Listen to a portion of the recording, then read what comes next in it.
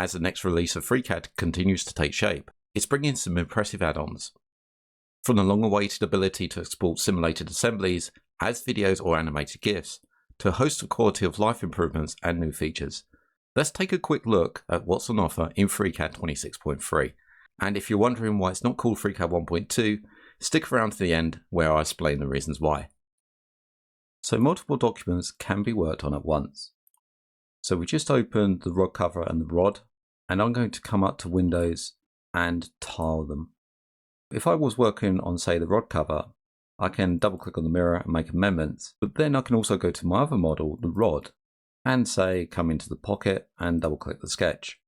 This will swap the windows around, and I can make amendments in the sketcher to this sketch whilst also working on the rod cover, and we can see I was previously working on the mirror. So I can make amendments in here as well. Both have their own undo stacks as well. So if I OK the mirror and come back to the sketcher, we'll OK that as well.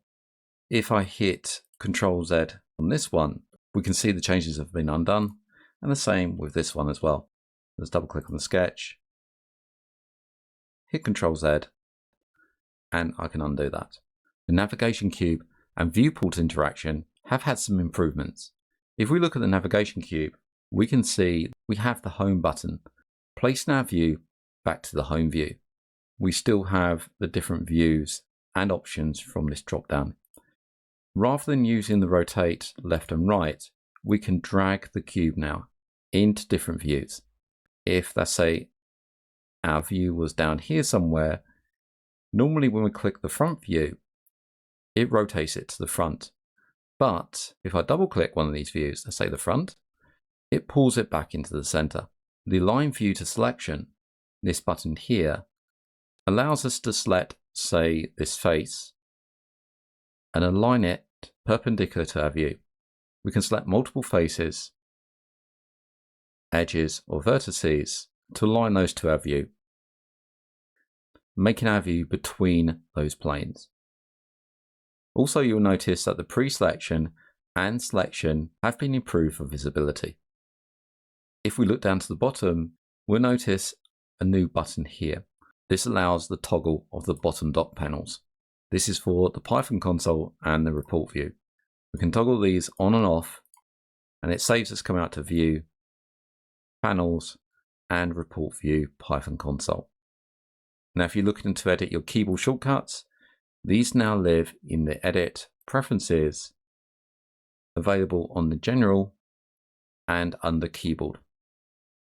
Now with this model, I've increased the point size and the line width slightly to allow me to demonstrate the next feature. At the top, we have a selection filter that we can drop down and select vertex, edges, faces, or no selection. The default is no selection. If I come up to edit and box element selection, this will select faces, edges, and vertices. We can now change the selection, say vertex selection, and use the box element selection just to select those vertices. So we can see all those vertices have been selected. This is the same for a sketch. If I use the normal selection and then just use a box selection, everything within that box will be selected. Or if I use a reverse, everything touching that box will be selected. But if I change to, say, vertex selection, then the box selection will only select the points. And the same for, say, edge selection. Some new core tools have been added. One is the annotation label. So we select, say, a face, come up to Tools, Annotation Label. That adds a label to our model, which we can select, look at the data, and change the text within.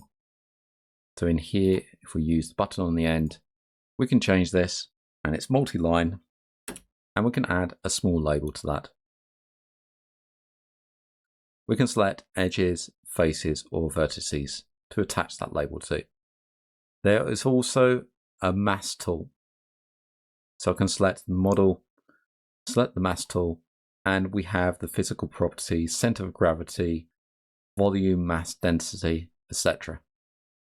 These can be applied to any of the features.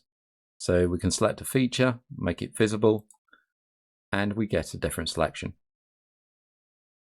If you're using the core datums, and if we add a datum such as a datum plane, you will now notice that we have a coordinate system attached to that, making it easier to understand where the X, Y, and Z are orientated to the attachment.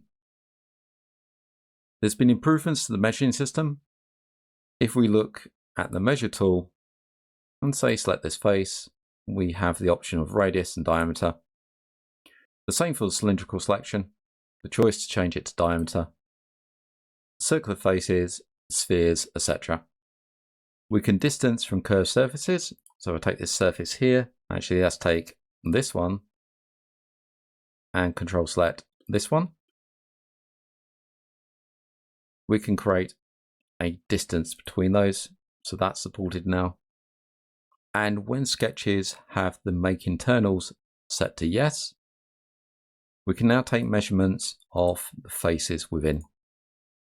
In the part workbench, if we're using the project on surface tool, this now supports any sketches that have had the make internals set to yes, which creates faces within there.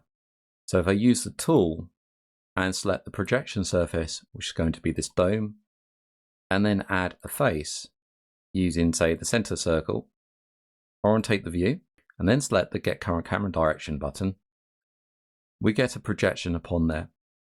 The same if I multi-select by using the Control key and Get Current Camera Direction. In the part design, interactive draggers have been added to the primitive objects. So if I add a box, we can see we have draggers within here, which I can use.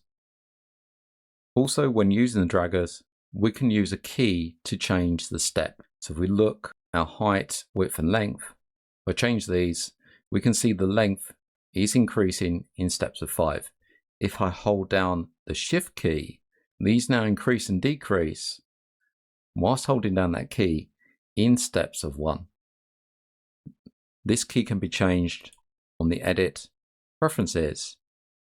In the part design, look in the General, we have a section here which allows us to change the step multiplier and the step, the default settings for coarse or fine, and the key used, either Shift or Control at this moment.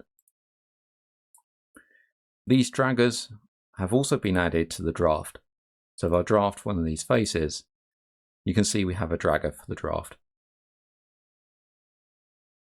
The whole tool now supports thread textures, known as Cosmetic Threads. So when we add a thread, let's change our hole to something like this. We look down, we have the hole type as threaded. Instead of modeling the thread and taking extra compute time, if I hit Show Final Result, let's uncheck the preview, we can quickly see what this is going to look like. We can see a representation of the thread within. If I hit OK, we don't have to model the thread, we just have this representation that's taking up less CPU cycles. Part design pattern operations now include on-view parameters, OVPs.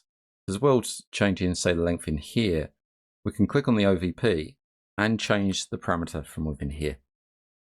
If I have 2 occurrences and change to spacing,